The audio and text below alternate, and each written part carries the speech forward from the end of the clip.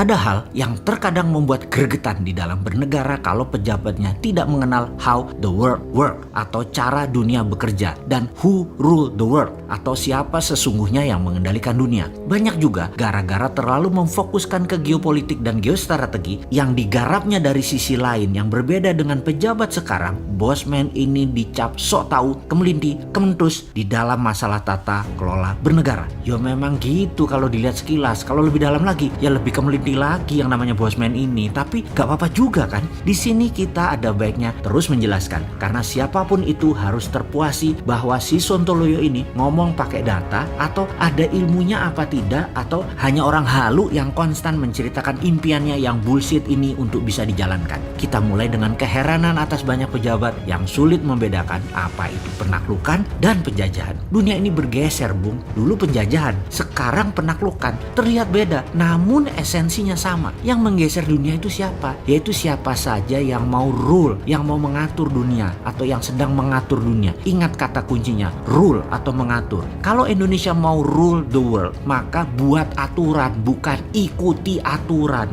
Mulai paham mengapa berkali-kali si Sontoloyo ini mengatakan negara tidak berdaulat selama mengikuti aturan dari globalis atau dari negara kuat lainnya. Kita mulai dengan who rule the world. Mereka ya ruling the world punya dua cara, conquering atau penaklukan, yang kedua adalah colonialization atau penjajahan. Penaklukan adalah mereka mengambil apa yang mereka butuhkan dengan paksa. Kalau penjajahan, mereka bukan hanya mengambil apa yang mereka butuhkan, tapi menetap, tinggal, mencaplok wilayah dan mengendalikan wilayah tersebut dengan aturan mereka. Amerika itu strateginya adalah conquering. Timur Tengah ditaklukkan, minyak dan gasnya dikendalikan, diambil. Indonesia dan negara penghasil kekayaan alam energi terbarukan maupun mineral tambang ditaklukkan dengan berbagai tekanan. Amerika yang conquering pemerintahannya, kemudian yang mengkolonisasi adalah swastanya Amerika. Tiongkok menggunakan koloni atau penjajahan, uang Tiongkok, tenaga kerja Tiongkok, mesin teknologi Tiongkok, wilayah hasil alamnya seluas-luasnya dikuasai sampai bahan bakunya habis di negara lain tersebut, lalu hasilnya setengah jadi,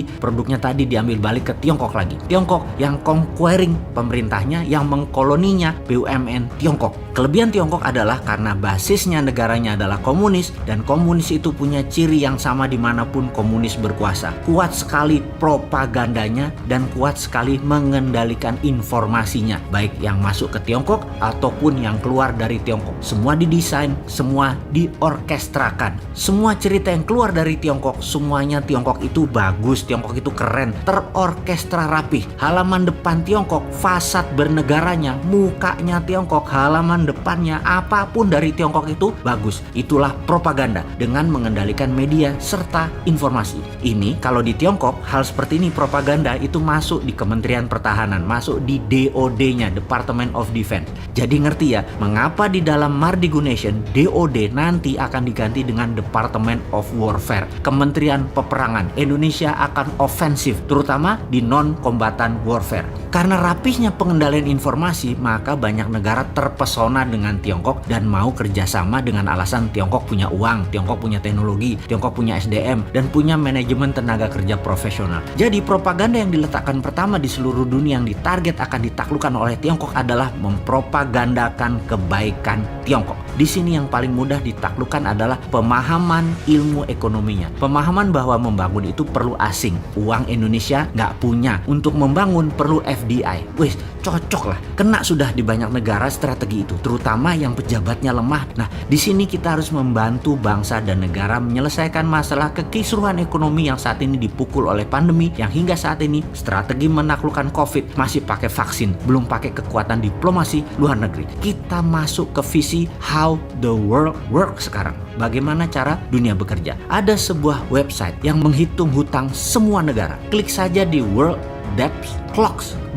Web ini menginformasikan berapa setiap detiknya hutang itu bertambah, termasuk bunganya per detiknya yang harus dibayarkan. Begini melihat data tersebut. Kalau bernegaranya cemen, maka nggak akan paham apa isi informasi website tersebut. Ini kita jelaskan. Uang dolar sejak tahun 1971 tidak lagi pakai underlying emas. Amerika di zaman Nixon tidak pakai emas lagi mencetak dolarnya, tetapi pakai hutang, alias hutang tadi kan untuk proyek produktif. Nah, hutang tadi tadilah underlying cetak uang. Itulah teori MMT yang dipromosikan oleh Hudson Institute, kamratnya si Nixon. Jadi dalam website worlddebtclocks.com terdapat angka, dan sebanyak itulah uang dolar dicetak oleh Amerika yang menghutang tidak hanya negara tapi swasta Amerika, juga negara Amerika juga ikut ngutang. Ingat, hutang Amerika itu besar tapi hutangnya dalam dolar juga, dalam mata uangnya juga, duit mereka sendiri. Jadi ya dicetak langsung ya langsung lunas, tapi mereka tidak lunasi biar membengkak untuk bisa cetak uang lagi. Selama peminjamnya kan harus ada hal yang produktif. Selama uang dicetak untuk hal produktif, uang itu muter berlapis-lapis. Itulah yang tidak akan membuat dolar inflasi. Jadi kata inflasi juga kata defisit sebagai penganut MMT itu hanya mitos, itu hanya propaganda. Dengan cerita singkat ini mudah-mudahan paham maksud dan tujuannya ya. Pertanyaannya, berani nggak tidak mengikuti globalis dan berani nggak tidak mengikuti negara pengatur dunia? Berani nggak independen? Berani nggak nyetak uang sendiri? Berani nggak ngelawan itu semua?